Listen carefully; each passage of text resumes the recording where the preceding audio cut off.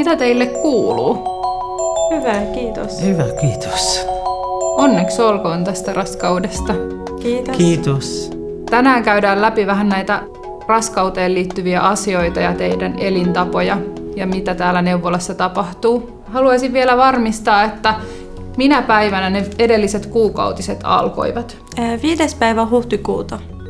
Ja koska teit sen positiivisen raskaustestin? 6. päivä toukokuuta. Joo. No, teillä on sitten laskettu aika tammikuun 9. päivänä, että nyt olisi raskausviikkoja 9 ja 3 päivää päälle. Kiva kuulla.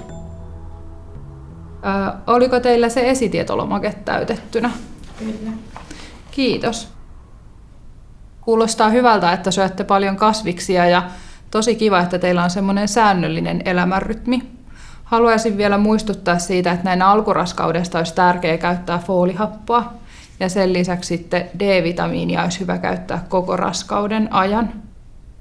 Minulla on ollut huono olo monena päivänä ja oksettaa. Onko se normaalia ja mikä siihen auttaa? Se on ihan tavallista näin alkuraskaudesta, että on pahoinvointia. Siihen voi auttaa se, että syö säännöllisiä pieniä aterioita, jotta verensokeri ei pääse laskemaan liikaa alas. Onko ollut väsymystä? Hieman. Väsymyskin on tosi tavallista tässä alkuraskaudessa, mutta se usein helpottaa sitten keskiraskaudessa. Me voitaisiin vielä katsoa vähän noita liikunta-asioita ja muita elintapa-asioita tässä raskausaikana. Suomessa äitiysneuvolapalveluja tarjotaan kaikille lasta odottaville perheille. Perheet käyvät pääsääntöisesti terveydenhoitajan luona. Raskausaikana on muutama lääkärin vastaanottokäynti.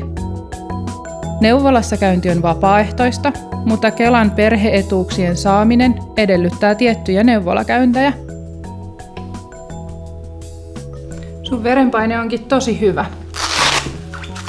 Sitä seurataan täällä neuvolassa joka kerta, koska se vaikuttaa noustessaan sekä äidin että sikiön hyvinvointiin. Hyvä tietää. Seuraavaksi mitataan sulta sitten hemoglobiini. Onkohan se hyvä? No kohta se meille selviää. Hemoglobiinia seurataan tässä raskauden aikana sen takia, että saataisiin sitten tietää, että kun tuo verimäärä nousee, että jos se hemoglobiini laskee liian alas, niin et sit osataan hoitaa. Nyt sä voit painaa siinä. Joo. Pitääkö syödä rautaa? No sitten jos se hemoglobiini laskee kovin alas, niin sit meidän pitää tietenkin antaa sulle rautaohjeet, mutta katsotaan niitä sitten, jos se hemoglobiini laskee liian alas. Nyt voisit tulla käymään tässä vaalla. Miksi painoa mitataan? Painoa seurataan koko raskauden ajan, sillä painoa tulee raskausaikana noin 15 kiloa. Sillä seurataan sikiön kasvua, sinun vointiasi ja raskauden kulkua. Hyvä juttu, kiitoksia. Kiitos. Täällä neuvolassa otetaan joka kerta virtsanäyte. Siitä näytteestä seulotaan proteiinia ja sokeria. Proteiini voi kertoa tulehduksesta ja sokeri voi kertoa raskausdiabeteksestä. Mä jätän sut nyt rauhassa tänne vessaan. Virtsanäyte oli ihan kunnossa.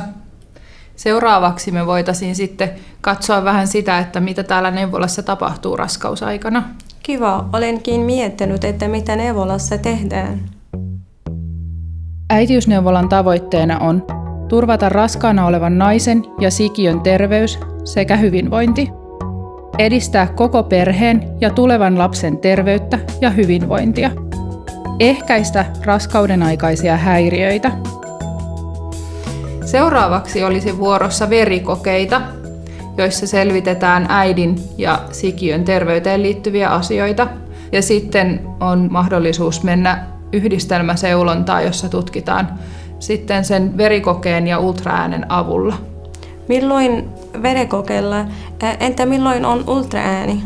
Verikokeissa olisi hyvä käydä seuraavien 2 viikon aikana.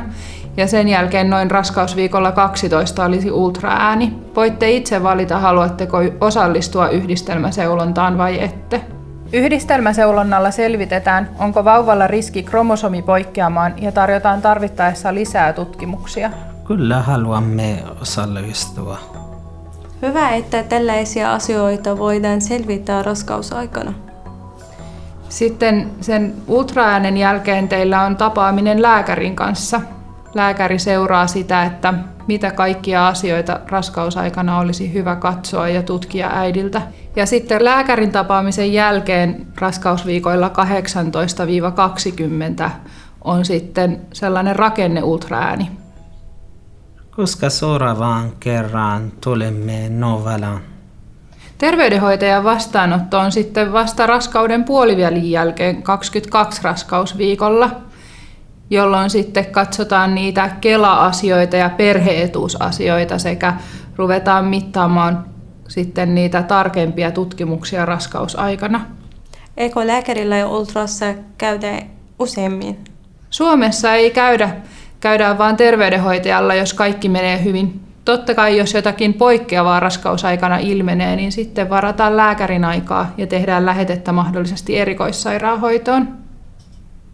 Koska vauvat liikkeet alkavat tuntua? Vauvan liikkeet alkavat tuntua siellä noin puolessa välissä raskautta. Raskauden puolivälistä lähtien sitten raskautta seurataan tunnustelemalla kohtua ja mittaamalla kohdun korkeutta sekä sitten kuuntelemalla vauvan sydänääniä.